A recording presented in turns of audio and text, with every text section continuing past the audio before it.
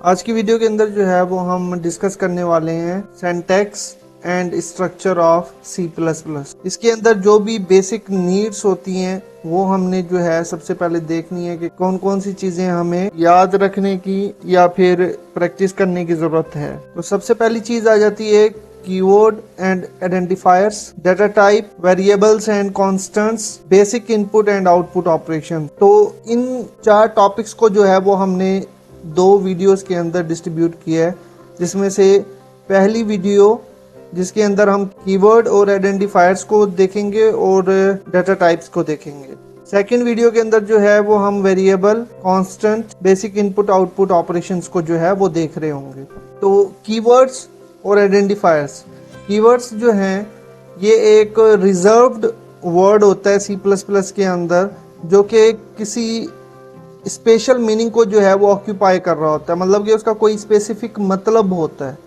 उसको हम as a name, function name हो गया या वेरिएबल नेम हो गया, उसके तौर पर जो है वो इस्तेमाल नहीं कर सकते। अब इसके अंदर जैसे फॉर एग्जांपल कंट्रोल स्ट्रक्चर के अंदर जो है अगर हम देखें कीवर्ड्स को, तो if else, switch, case, for, while, do, break, continue, ये इस तरह के कीवर्ड्स हैं हमारे पास जिनकी अपनी एक फंक्शनैलिटी है। इनको जो है वो हम एज अ नेम यूज नहीं कर सकते।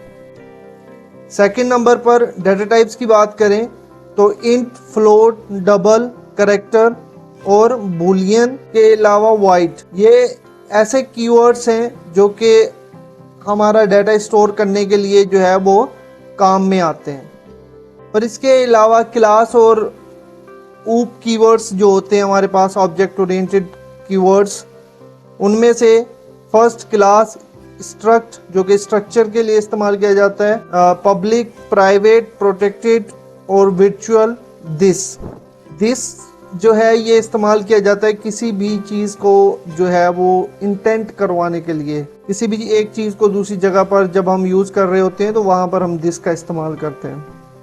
इसके अलावा जो कीवर्ड्स हमारे पास हैं वो return, constant, static, inline, name space, using, size of, exception वगैरह के भी हमारे पास जो हैं वो कीवर्ड्स होते हैं जो कि हम इस्तेमाल कर रहे होते हैं। तो यहाँ पर जो कीवर्ड्स हमारे पास होते हैं उनको हम एज अ नेम कहीं पर भी इस्तेमाल नहीं कर सकते, बल्कि इनकी अपनी एक फंक्शनैलिटी मौजूद होती है। बाकी आइडेंटिफायर्स जो हैं ये हम एज अ नेम जो है वो कंसीडर करते हैं। इन एलिमेंट्स को जो है वो हम कोई ना कोई वैल्यू असाइन कर रहे होते हैं। अब इनको बनाने का जो तरीकेकार होता है वो अपर केस या लोअर केस में कोई भी लेटर हो सकता है हमारा, और अगर तो एक वर्ड से ज़्यादा है तो उसके लिए फिर हम अंडरस्कोर इस्तेमाल करते हैं। फॉर एग्जांपल अगर हम कोई नेम एक से ज़्यादा दफ़ा इस्तेमाल कर रहे हैं, जैसे हमने एक वेरिएबल डिक्लेयर कर दिया स्टूडेंट, फिर दोबारा हमने स्टूडेंट को डिक्लेयर करना है, लेकिन हम सेम नेम के जो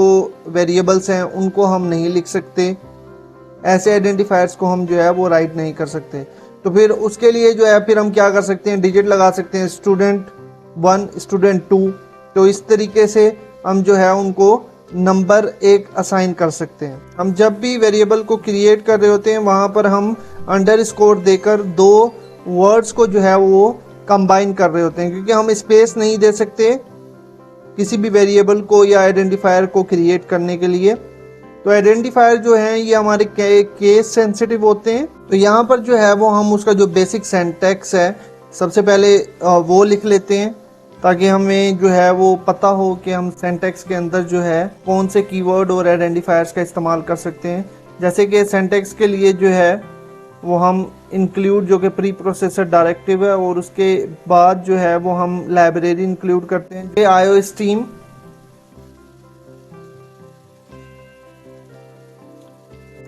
नाम से होती है। और इसके अलावा यूजिंग, नेम स्पेस, एसटीडी,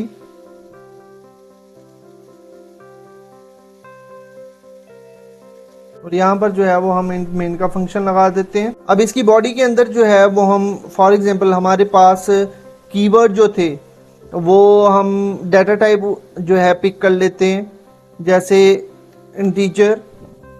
ये एक हमारे पास कीवर्ड है जिसकी अपनी एक फंक्शनैलिटी है जो कि इंटीजर वैल्यू को, यानी कि without any decimal point value जो है ये स्टोर करता है। तो यहां पर मैं लिख देता हूं नंबर, और उसके बाद सेकंड नंबर पर जो है वो मैं लिख देता हूं फ्लोट। अब ये डेसिमल पॉइंट को जो है वो पिक करता है। तो इसके अंदर जो है वो मैं कोई भी वेरिएबल दे देता हूं, जैसे कि परसेंट। तो अब ये जो हमारा इंट और फ्लोट है ये है कीवर्ड, और यहाँ पर ये जो हमने नंबर और परसेंट दिया है ये हमारा है आइडेंटिफायर। अब नंबर और परसेंट की अपनी कोई फंक्शनैलिटी नहीं है, इनके अंदर जो भी वैल्यू हम स्टोर करेंगे वो वैल्यू इसके अंदर स्टोर हो जाएगी। लेकिन अगर मैं इस नंबर की जगह पर इस इंटीजर को लिखूं एज अ नेम तो ये कंसीडर नहीं किया जाएगा, क्योंकि इंटीजर की तो अपनी एक फंक्शनैलिटी है। तो इस वजह से इंटीजर को या फ्लोट को या इस तरह के जितने भी कीवर्ड्स हैं उनको जो है वो हम एज अ नेम जो है वो इस्तेमाल नहीं कर सकते। वो वेरिएबल का नेम भी हो सकता है, फंक्शन का नेम भी हो सकता है। तो अब डाटा टाइप्स हम देख लेते हैं।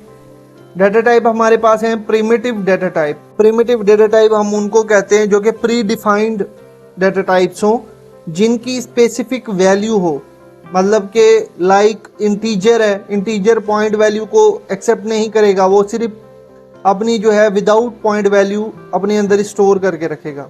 अगर आप पॉइंट वैल्यू देंगे भी उसको तो वो उसको स्किप कर देगा।